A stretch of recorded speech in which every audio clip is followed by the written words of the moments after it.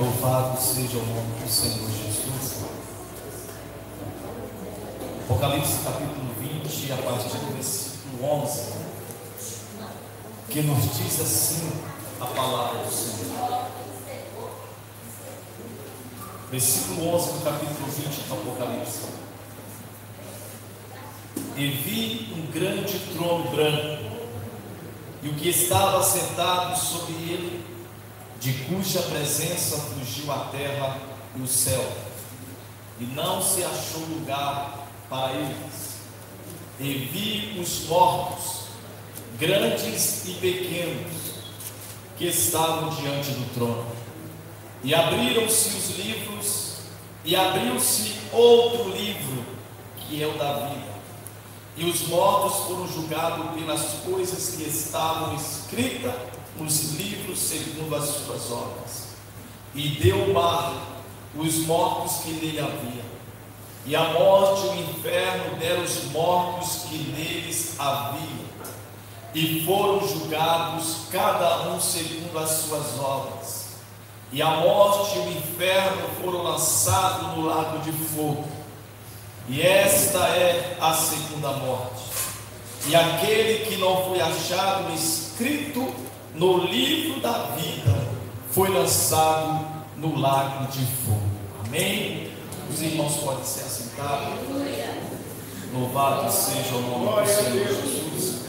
Eu quero louvar a Deus por esta oportunidade que nos é dada na noite deste dia, depois de uma manhã maravilhosa. Louvado seja o nome do Senhor. E dizer aos irmãos que iremos nesta noite entrar numa dimensão que da qual eu posso dizer uma dimensão de despertamento, não só para os ímpios, mas também para nós que fazemos parte da igreja do Senhor Jesus. Falar do juízo final é uma mensagem bastante apreciada por poucos, e muitos não fazem caso desta passagem bíblica, que é o juízo final, e muitos fogem deste tema. E esse tema, ele é real, ele é literal, e ele vai acontecer, e não está tão longe desse grande dia.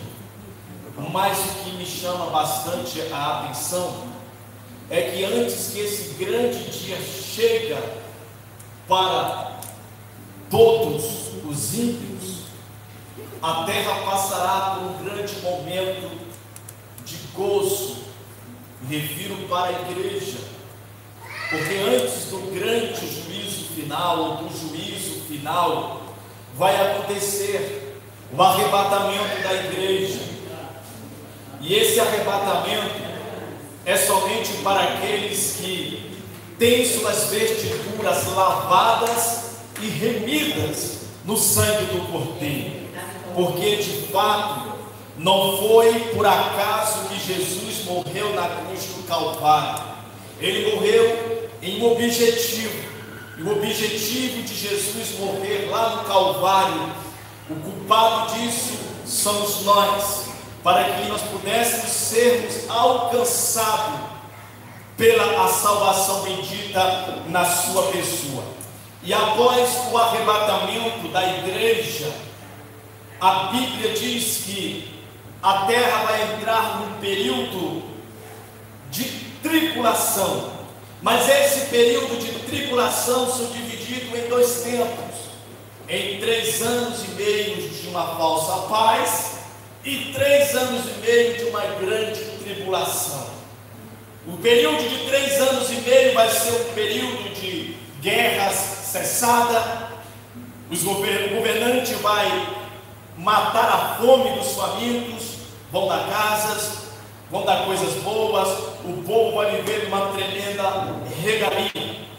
Mas quando chegar o período em que eles amansarem esses povos, vai se manifestar o homem do pecado, E ele vai querer se assentar na cadeira, chamada a cadeira que o povo judeu tem preparado para, esperando com que Moisés se assente.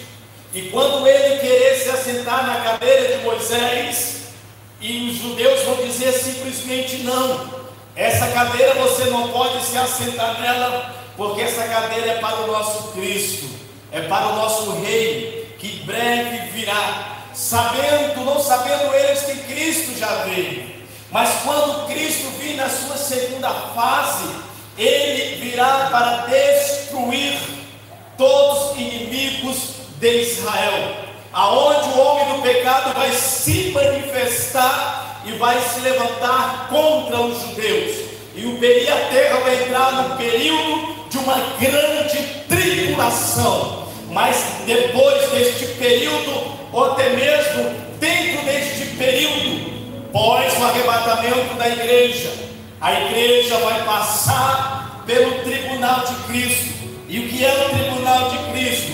É nossa prestação de conta, é aquilo que o Senhor confiou na tua mão. Se você é um pregador, então continua pregando a palavra de Deus, continua orando, continua jejuando, continua se sacrificando a Deus, para que você alcance muito mais pecadores para o reino do Senhor. Se você é um levita, se você é uma levita, faça o melhor para o Senhor, dá exemplo daquilo que o Senhor confiou nas tuas mãos, porque diante do tribunal de Cristo, nós vamos devolver aquilo que Ele confiou em nossas mãos. Estou me referindo aos talentos que nós recebemos de Deus, que é de Deus e não é nosso. Depois deste período, após o período do tribunal de Cristo, saibam que me chama bastante a atenção, é porque vai ter as matérias indestrutíveis que vai ser apresentado naquele dia.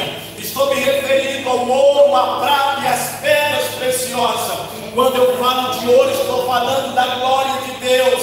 Quando eu falo de prata, estou me referindo à graça ou à redenção de Cristo, quando veio a essa terra. Pedras preciosas, estou me referindo às manifestações e às obras do Espírito Santo. Mas tem também a matéria destrutiva, que é madeira, feno e palha. Todas essas matérias, todos esses dons, esses talentos vai passar pelo fogo e serão aprovados pelo fogo. Ou seja, o povo vai testar aquilo que passará por ele. Após esse período do tribunal de Cristo, nós vamos agora, sabe para onde? Para a boda do Cordeiro. Vamos participar da grande ceia que está aguardando o salvo. Aqui nós temos o privilégio, ou seja, vocês têm o privilégio de ser servido por um diácono, de ser servido por um presbítero, de ser servido pelo seu pastor. Mas naquele grande dia lá nós seremos servidos pelo próprio Cristo. Ele fará questão de nos servir, porque a mesa, eu creio que já está posta,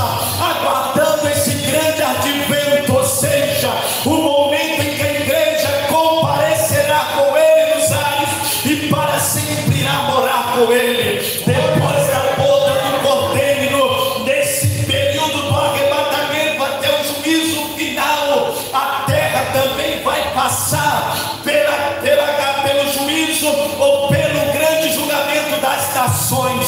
Virão governantes de todas as nações para serem julgados e prestarem depoimento por suas nações. Sabe por que tudo isso vai acontecer? Por causa de Israel. Israel não será julgado naquele dia. Israel é o povo guardado e protegido por Deus. Por isso, todas as vezes que dobrar os vossos joelhos, interceda pela nação de Israel, interceda pelo povo judeu. No período do arrebatamento até o juízo final, a igreja vai entrar no período do milênio e o Cristo vai reinar o reinado milenar. Saibam que me chama e me deixa bastante alegre, é porque Cristo vai reger e vai governar. Não estou me referindo a área atmosférica atmosférica, ou seja, Jerusalém celeste pairá sobre a Jerusalém terrena. Os perversos pecadores vão permanecer na Jerusalém terrena, mas a igreja permanecerá com Cristo na Jerusalém celestial. E ninguém pode pecar naquele dia, porque o maior, o melhor, o grande eu sou estará governando, mas o pecado vai permanecer. Mas todas as vezes que o indivíduo pensar em pecar, o Senhor enviará alguém para dizer: você não pode pecar, porque esse lugar aqui é um lugar santo, o governante é santo, ele não aceita pecado. Mas o que me deixa bastante pasmado e bastante assustado neste período, igreja, é porque Cristo continuará governando. E saiba o que me chama a atenção, é porque aqui acaba a teoria, a tese, a linha de raciocínio das testemunhas de Jeová. Ele só sabe dizer que aqui vai se tornar um paraíso, aonde a criancinha vai meter as mãos na toca das víboras, vai pegar e sacudir a barba dos leões e nada vai acontecer. Sabe por quê? Porque é um governo reinado de paz. Mas depois que tudo isso passa, Satanás será solto por uma questão de tempo. Ele vai entrar de uma forma tão sagaz e tão destruidora da terra, no meio da humanidade.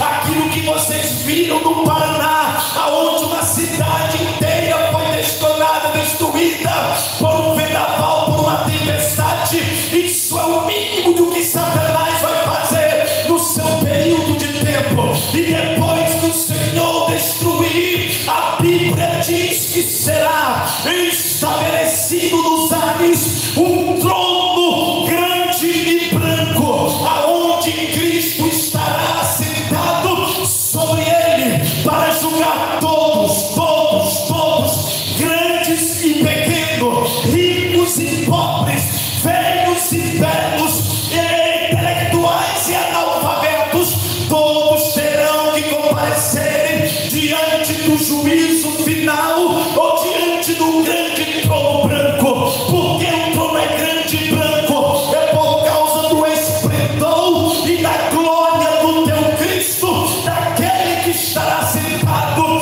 sobre este trono branco. A Bíblia diz que naquele dia e viu um grande trono branco, e o que estava sentado sobre ele, de cuja presença fugiu o céu e a terra, e não achou lugar para eles. E viu os mortos, grandes e pequenos, diante do trono, e abriram-se os livros, abriu-se um outro livro, que é o da vida, e os mortos foram julgados pelas coisas que estavam escritas nos livros segundo as suas obras. Alex, fica bastante atento aí, porque naquele dia vai ser aberto alguns livros classificados. Eu creio naquele dia, eu creio que naquele dia será aberto o livro da consciência. Por gentileza, se assim puder, coloca Romanos capítulo 2 e no versículo 15, o livro da consciência do homem. Quando eu me refiro à consciência do homem, é aquilo que tu faz, é aquilo que tu deixa de fazer. A Bíblia diz que o trono, juízo final, é um dia sem misericórdia.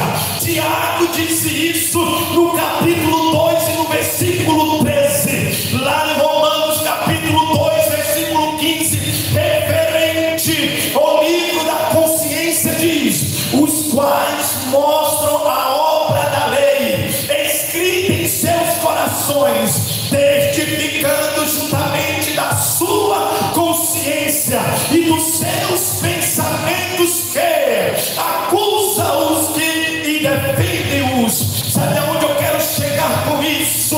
Não adianta, pastor Márcio Bonifácio, eu estar em cima desta tribuna pregando a palavra de Deus, tendo uma oratória perfeita, louvando o nome do Senhor.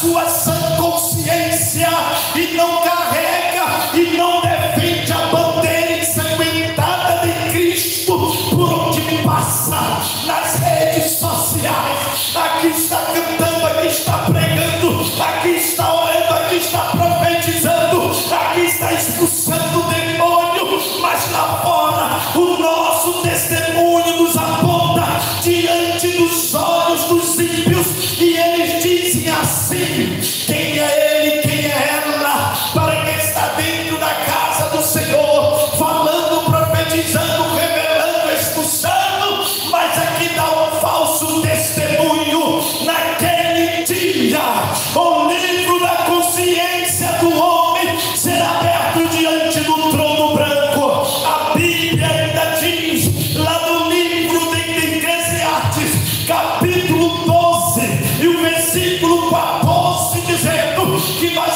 vamos prestar conta de tudo quanto nós temos feito, que seja coisas boas ou que seja coisas más. Naquele dia nós vamos prestar conta diante do Senhor. Hebreus, no capítulo de número 4, no versículo de número 13, ainda diz que todas as coisas estão patentes e luz aos olhos do Senhor. Podemos fugir do olho do nosso pastor, do olho da liderança, do olho dos nossos patrões, do olhar do nosso digníssimo esposo e esposa, mas do olhar de Deus ninguém pode fugir, porque o olhar dele abrange e nos contempla a cada instante e a cada segundo. Ciente disso, que será aberto naquele dia o livro da consciência. Naquele dia também, coloca aí, Alex, será aberto o livro do memorial. Malaquias capítulo 3 e o versículo 16. O livro do memorial de Deus vai ser aberto naquele dia. Deus dará a memória de todos naquele dia, para que ninguém aponte para Deus e diz: eu nunca ouvi falar, eu nunca ouvi ninguém dizer acerca de ti. E naquele dia ele não terá ninguém por inocente, mas diz Malaquias 3:16, coerente ao livro do memorial de Deus. Então, aqueles que temeram ao Senhor, está falando dos remanescentes que permaneciam fiéis ao Senhor, falaram frequentemente um ao outro, e o Senhor atentou e ouviu, e um memorial foi escrito diante dele, para os que temeram o Senhor, e para os que se lembraram do seu nome. Naquela época, o povo questionava a Deus, dizendo: Senhor, o ímpio prevalece, o ímpio enriquece, o ímpio prospera, o ímpio anda despido sem luz, mas nós, Senhor, perecemos aqui. Naquele dia o Senhor vai dizer: e outra vez verás a diferença entre o que serve a Deus e o que não serve a Deus. Aleluia. O livro do memorial de Deus. Deus, ele não se esquece. Deus jamais pode esquecer. A única coisa que Deus não vai se lembrar é quando o pecador se arrepende de coração e se entrega a Deus, ele joga no mar do esquecimento. Existe um livro, o perdão incondicional. Um certo pastor de igreja, um líder religioso, ele cometeu um pecado no passado, e Satanás lhe acusava todas as vezes que ele subia no púlpito da igreja para pregar a palavra de Deus. Satanás dizia: tu não é digno de estar aqui, tu cometeu aquele erro, aquele pecado lá no passado, e isso martelava na sua sã consciência. Mas tinha uma irmãzinha, como já disse o pastor, pastor, aquela que carregava a trancinha, o cocôzinho, cheia de Deus e profetizava. E todo mundo aonde ela estava, Deus a usava, ela profetizava algo para alguém, Deus revelava algo através dela. E um dia ele chamou a irmãzinha em particular e disse: irmã, deixa eu me confessar de uma coisa, eu falei para Deus, mas eu preciso que a senhora também saiba. Todas as vezes que a senhora dobrar o seu joelho para falar com o nosso Deus, eu cometi um pecado no passado, mas alguém, o acusador sempre me acusa, dizendo que esse pecado não foi perdoado. Isso martela na minha cabeça todas as vezes que eu coloco minha cabeça sobre o travesseiro ou me deitar. Ela disse: não se preocupe, meu pastor, vamos orar a Deus. E um dia ela, na madrugada, estava com os joelhos dobrados e falou, lembrou do pastor e disse: Deus, ele me pediu isso, pediu para que o Senhor pudesse intervir acerca disso. E o que o Senhor tem para dizer, Senhor, é questão do meu pastor. E Deus disse para ela: fala para ele que eu não me lembro. E o dia seguinte era o culto. Antes do culto começar, ele curioso, porque sabia que a irmãzinha tinha e era usada por Deus, e disse: irmã, nas suas orações falou com Deus? Falei. E o que Deus disse acerca de mim? Ele disse para te dizer, meu pastor, que do teu pecado ele não se lembra. Aleluia, aleluia. Se o diabo colocou na tua mente dizendo: você não pode louvar, você não pode pregar, não entra na casa de Deus porque tu é um miserável pecador, tu já adulterou, tu já se prostituiu, tu já matou, tu já bebeu, tu já fumou, diz para Satanás que você foi comprado pelo sangue de Cristo derramado no Calvário. Aleluia. Sem sombra de dúvida, Alex vai estar lá no Evangelho de João, capítulo 12, versículo 47 e versículo 48. A Bíblia vai estar lá, pastor Arthur, você sabe disso. A Bíblia vai julgar os ímpios naquele dia, porque diz assim, João 12, 47 e 48: e se alguém ouvir as minhas palavras e não crer, eu não o julgo, porque eu vim não para julgar o mundo, mas para salvar o mundo. Quem me rejeitar a mim e não receber as minhas palavras, já tem quem o julgue.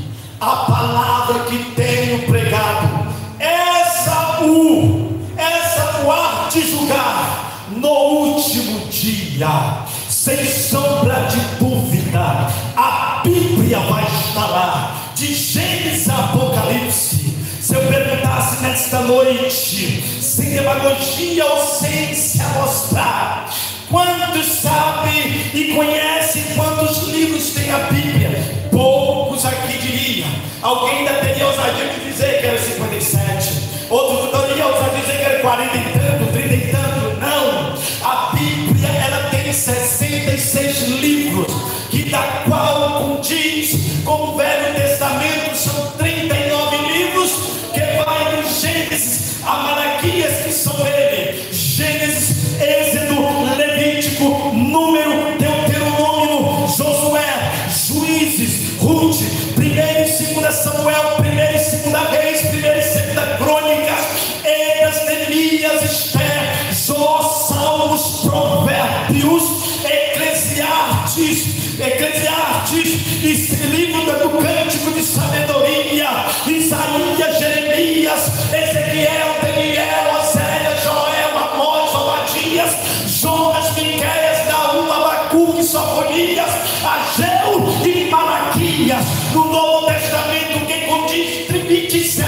livros, que são estes os livros dos Evangelhos: Mateus, Marcos, Lucas e João, Atos dos Apóstolos, Romanos, 1ª e 2ª Coríntios, Gálatas, Efésios, Filipenses, Colossenses, 1ª e 2ª Tessalonicenses, Timóteo, 1ª e 2ª Timóteo, Tito, Filemão, Hebreus, Tiago, 1ª e 2ª Pedro, 1ª e 2ª, 3ª João, Judas,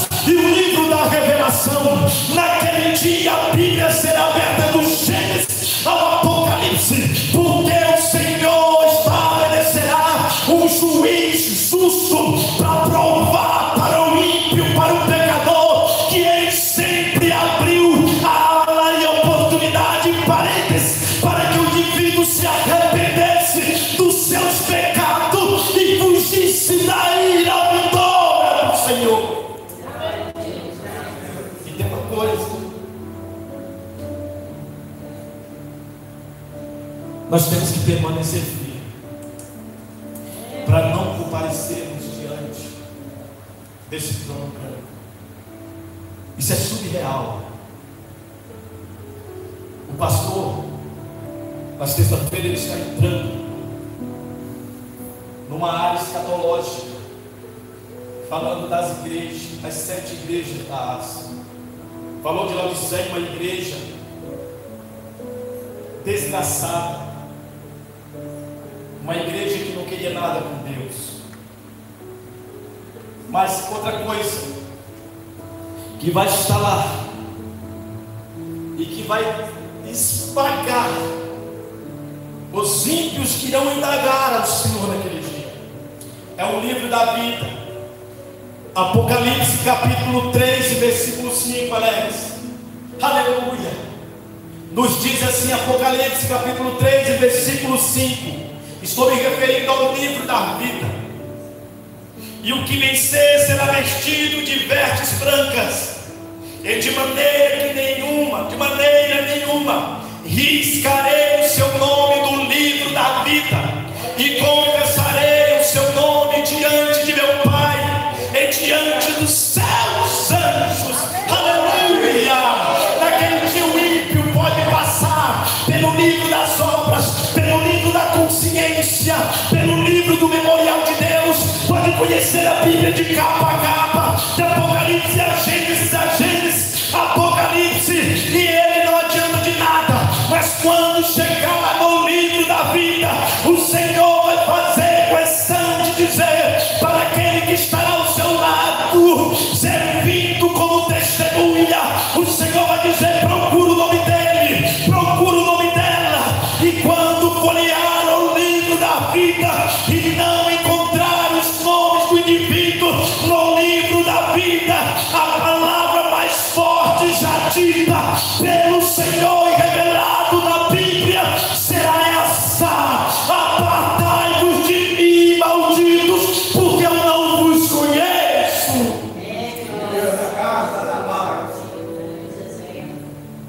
E o nome não vai estar no livro da vida. E a Bíblia ainda diz: e vi os mortos, grandes e pequenos, que estavam diante do trono, e deu os mortos que nele haviam. A morte e o inferno deram os mortos que neles havia, e foram julgados cada um segundo as suas obras. A morte e o inferno foram lançados no lago de fogo. Esta é a segunda morte. Quando a Bíblia diz que naquele dia o mar vai dar conta dos seus mortos, eu estou me referindo que comparecerão naquele dia. O mar vai dar conta dos seus mortos, aqueles que morreram desde o dilúvio até o último naufrágio que está acontecendo neste exato momento. Os que morreram no dilúvio por causa das suas incredulidades e não creram que Deus já era com Noé, zombaram do patriarca. Tu tá louco, é a tua caduquez, é a tua velhice que te levou a esse ponto. E ainda tentaram despertar para o mundo os filhos de Noé. Mas os filhos de Noé estavam debaixo de uma promessa, estavam debaixo de uma nova promessa feita pelo próprio Deus ao seu pai. Você, sua esposa, seus 3 filhos e suas 3 noras entram para dentro da barca, e assim entrou Noé e escapou das águas do dilúvio. O mar vai dar conta dos seus mortos, aqueles que morreram nos grandes naufrágios, em combate marítimos, aqueles que morreram em afogamento nas praias. O mar vai ter que dar conta desses corpos, dessas vidas naquele dia. O mar vai ter que dar conta. daqueles que morreram no naufrágio do Titanic, no ano de 1912, aonde morreram quase 1.513 pessoas. Isso foi que a mídia divulgou e apareceu nos jornais. O mar vai ter que dar conta desses mortos naquele dia. O inferno terá que dar conta dos seus mortos. Aqueles que morrem sem Cristo, aqueles que descem as sepulturas sem a misericórdia alcançada da parte do Senhor, o inferno vai ter que dar conta desses mortos naquele dia. Naquele dia vai comparecer muita gente, pastor Bonifácio, muitos líderes poderosos, muitos governantes, vai aparecer muitas pessoas perversas, vai aparecer naquele dia homicidas como Caim, vai comparecer naquele dia traidores como Judas Iscariotes, vai comparecer no grande trono branco os mentirosos como Ananias e Safira, vai comparecer naquele grande dia os grandes astros de Hollywood que insinuaram as pessoas, os casais a cometerem todo tipo de pecado e de engano contra os seus cônjuges, terão que comparecer naquele dia. O reverendo Moon vai comparecer, Jim Jones vai comparecer diante do juízo final. Quem foi Jim Jones? Jim Jones foi aquele líder religioso que reuniu seus adeptos e levou para uma fazenda. Chegando lá, envenenou a maioria deles, e depois de verem envenenados, pegou uma arma, tirou da sua própria cabeça e tirou sua vida. Naquele dia, Jim Jones vai estar diante do trono branco para si mesmo e prestar conta daquelas vidas que ele salvou. Adolfo Hitler, o homem que cometeu a maior carnificina contra o povo judeu, aleluia, o homem que colocou a estrela amarela dos judeus, simbolizando inferioridade. Sabe por que Jonas não queria pregar em Nínive? Uma vez eu preguei e coloquei na minha mensagem dizendo que Adolfo Hitler tinha sangue de ninivitas, porque os ninivitas praticavam a mesma coisa de Adolfo Hitler. Adolfo Hitler tinha o prazer de pegar as mulheres judias grávidas, mandar abrir no meio, tirar as crianças e costurar um gato, um animal dentro delas, sem anestesia. Pegava os homens judeus, esfolava os olhos, cortava as línguas. Naquele dia, Adolfo Hitler vai estar lá. Mussolini também vai estar lá. Deu cobertura para Adolfo Hitler. O juízo final, irmão, vai ser nos ares, porque o número de aglomerações de pessoas será tremenda. Vocês conhecem a história de quando o Papa João Paulo II veio ao Brasil? Ele conseguiu aglomerar em torno de 1 milhão de pessoas à sua volta. Napoleão Bonaparte, diz a história, que ele se orgulhava por ter 1 milhão de soldados à sua retaguarda, pronto para lhe defender. O juízo final, o número será bem maior. O número será bem maior. O juízo final ele pode levar 1 dia, 2 dias, 1 ano, 2 anos, 10 anos, 20 anos, mas enquanto todos vão ser julgados segundo as suas obras, o juízo não vai se acabar. Naquele dia as lésbicas, os homossexuais que nasceram com sexo masculino e com sexo feminino e cresceram, deu brecha para o diabo e mudaram as suas identidades. Por exemplo, de José talvez para Bianca. Naquele dia o Senhor os chamará, cada um pelos seus nomes. Eles vão ter a ousadia de dizer: Senhor, este é o meu nome. O Senhor vai dizer: o teu nome é o que o teu pai e tua mãe colocou no teu registro. O juízo final, ninguém vai fugir diante dele. Nós temos um hábito nojento e feio, da hora da mensagem, sair para beber água, sair para ir ao banheiro, e quando eu vejo as crianças, eu sei que as tais estão indo no céu, mas a minha esposa sabe disso, que desde meus filhos pequenos, nunca gostei de deixar meus filhos à vontade na casa do Senhor. Se eu deixo meus filhos à vontade na casa do Senhor, eu também não tenho regalia, não tenho freio com eles em outro lugar, porque o sacerdote lhe pagou o preço por causa de hóspedes e de vinéias que fazia na casa do Senhor um templo de prostituição.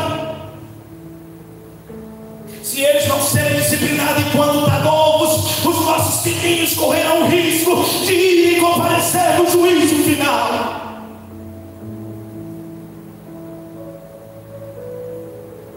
E todos serão julgados segundo as suas obras. Naquele dia, após todos serem julgados, a Bíblia diz que serão lançados no lago de fogo. Ao saber, esta é a segunda morte. Tem pessoas que dizem assim: morreu, acabou. Morreu, finou. Mentira do homem.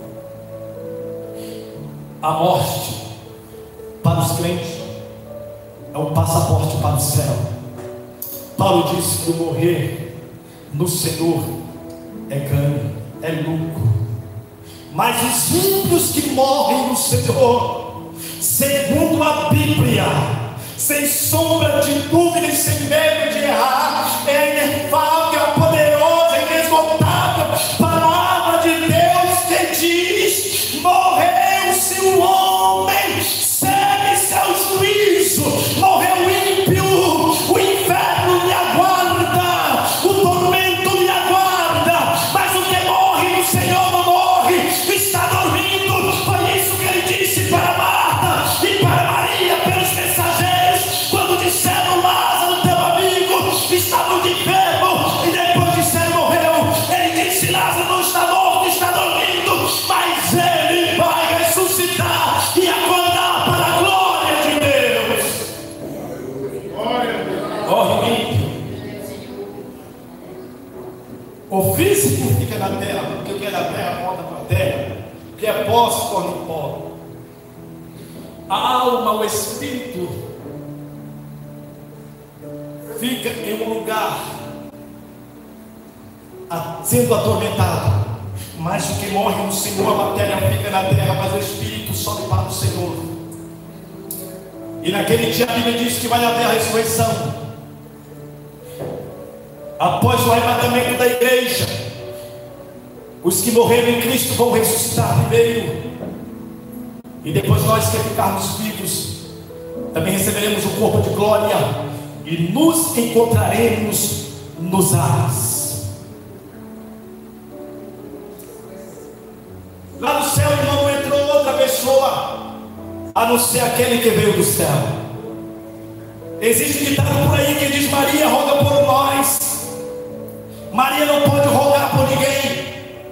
Maria foi a mãe de Jesus, foi bem-aventurada por dar a luz ao Filho de Deus nessa terra. Ela teve esse privilégio, mas ela não tem poder de interceder, porque a Bíblia diz que só o homem mediador entre Deus e os homens, Cristo ou homem, não existe outro.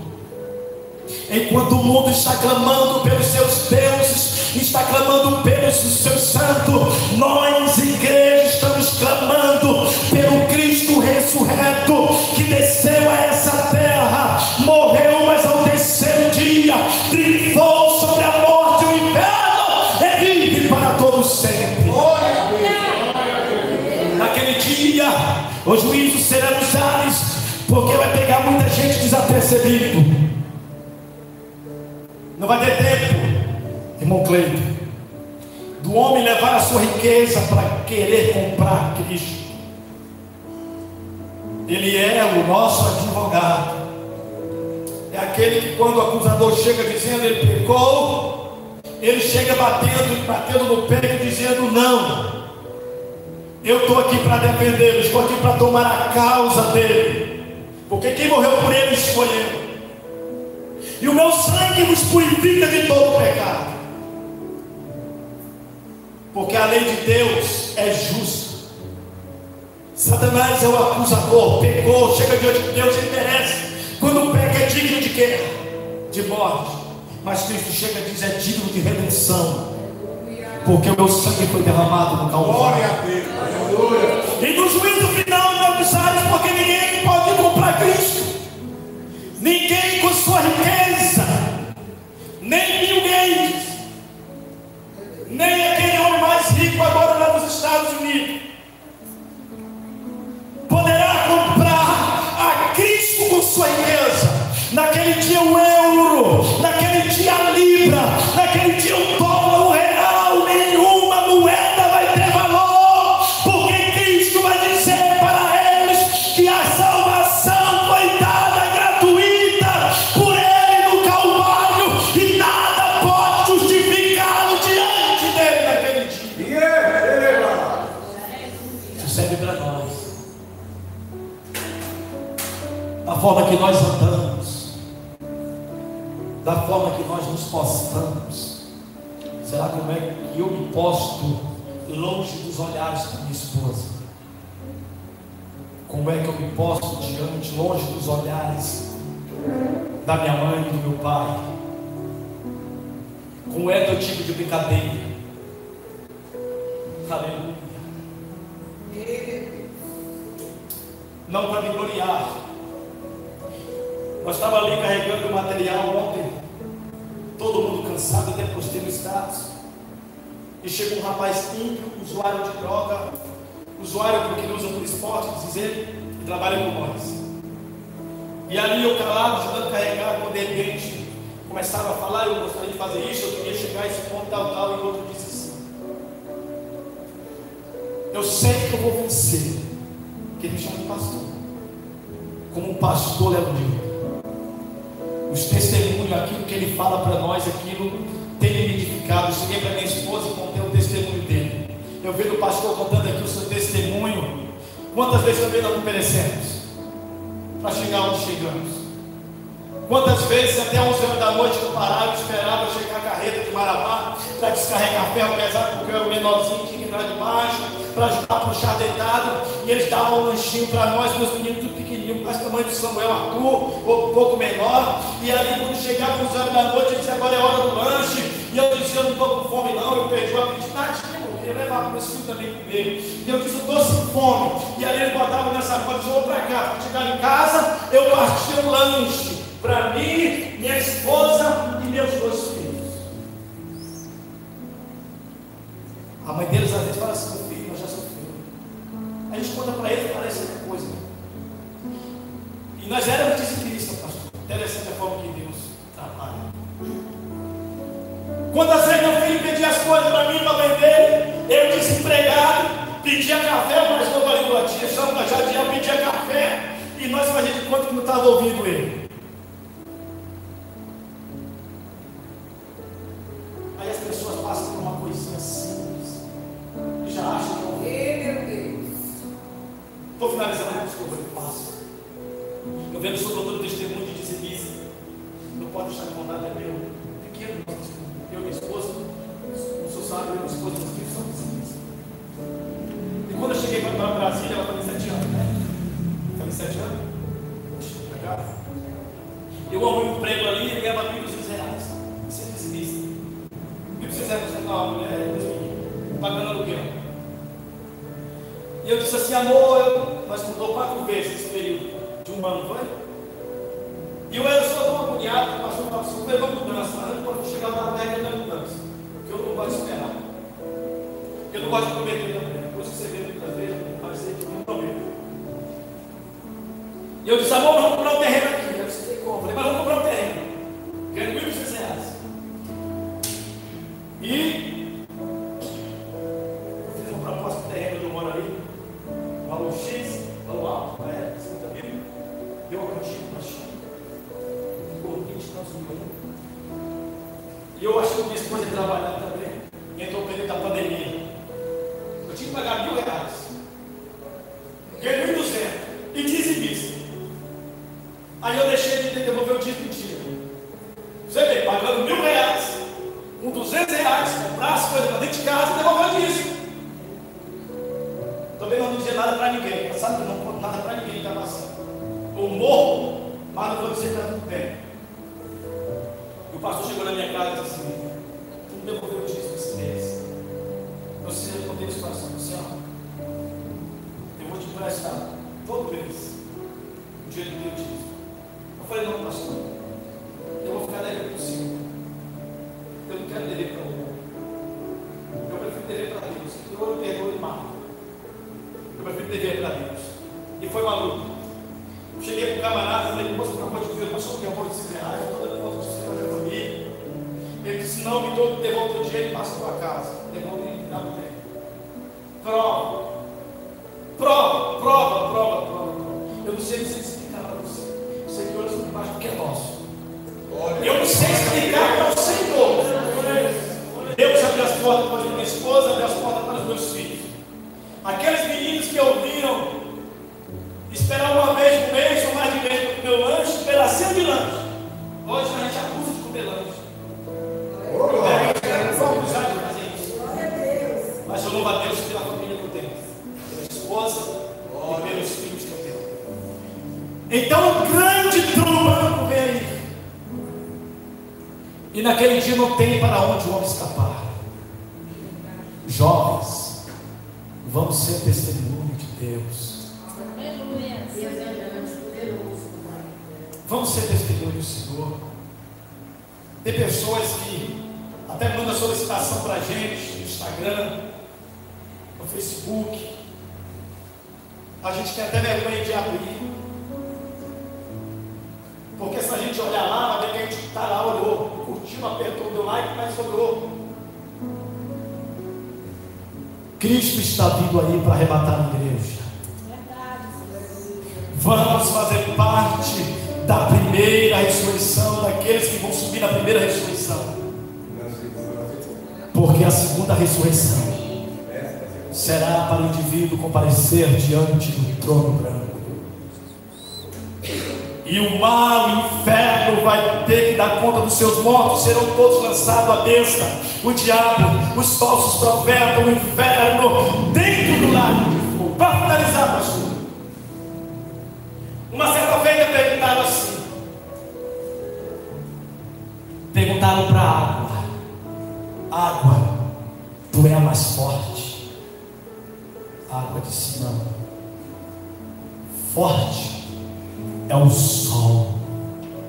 Ele chegou perante o sol, porque o sol é aquele que no seu esplendor mais saltante, ele me racha, ele me cega. E chegaram para o sol e disseram assim: sol, você que é o mais forte. O sol disse: não, forte é a lua, porque quando ela vem e fecha o tempo, aquilo eu vou me esfriando. Chegaram para a lua e disseram, para o vento, perdão, disseram para o vento: vento, você é o mais forte? Ele disse: não, forte é a montanha, porque quando eu entro no meu maior poder de ventação, ele me parte no meio e desvia o meu caminho. E perguntaram para a montanha: montanha, você então que é a mais forte? Ela disse: não, forte é o homem, porque ele vem sobre mim, quebra, me destrói e tira pedra sobre pedra de mim. Chegaram para o homem e disseram assim: homem, é você que é o mais forte? Ele disse: não, forte é a morte, porque ela vem e nos traga e nos lança na sepultura, vem se nos avisar e nos pega sem misericórdia. Chegaram para a morte e disseram: então, morte, você que é a mais forte? Ela disse: não, o mais forte é Jesus Cristo.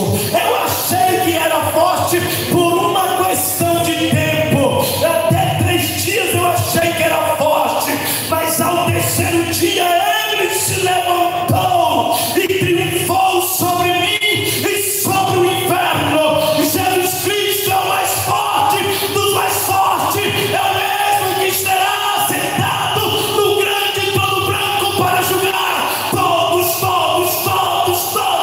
quantos rejeitaram a sua palavra.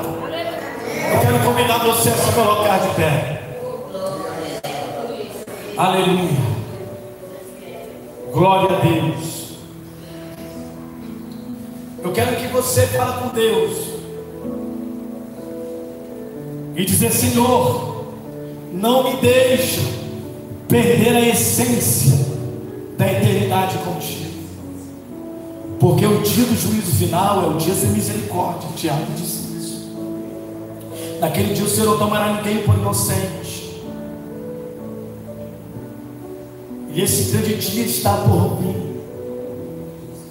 E nós estamos marchando em direção a Canaã celestial. Jovens, sejam prudentes. Vocês são fortes, porque o Senhor vos escolheste, e o inimigo não tem poder sobre as vossas vidas. Um dia o pastor Bonifácio, pastor Almir, eu que já estou na casa dos 40, a gente vai se assentar cansado, até numa saudação a gente vai ter que ter um copo de água perto, porque não vai dar conta. E se vocês estiverem debaixo da graça do Senhor, vocês irão dar continuidade a este evangelho até que Cristo volte. Mas prega na ousadia, viva na ousadia, seja testemunho lá fora, para que o mundo aponte o dedo para ti, não tenha do que te condenar. Olhar para mim, olhar para você e dizer assim: um homem de Deus, uma mulher de Deus, é um menino de Deus, é uma menina de Deus. Isso é muito gratificante para o nosso Senhor. Oremos ao Senhor. Senhor, nosso Deus e nosso Pai, nesta noite, Senhor, já ouvimos o Senhor falar conosco, já ouvimos a manifestação do Teu Espírito Santo, desde a oração inicial deste trabalho, Senhor. Meu Pai, neste momento te pedimos, Pai, nos guarda e nos livra, Senhor, nos prepara para o dia do arrebatamento da igreja.